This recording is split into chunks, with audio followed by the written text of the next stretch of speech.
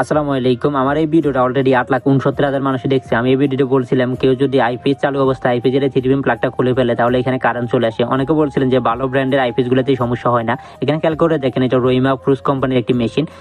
Rahima প্রুস company কিরকম ভালো একটি ব্র্যান্ড সেটা তো আপনারা ভালো করে জানেন। এখন তাদের প্লাগটাও খুলে দেখাবো।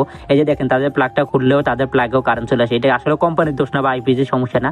আইপিএস এর জন্য আলাদা নিউট্রাল ওয়ারিং না করলে এই সমস্যা দেখা দিবেই। আর আইপিএস এর নিউট্রাল ওয়ারিং করলে আরো অনেক সুবিধা আছে, যেটা এক ভিডিওতে বলা সম্ভব না।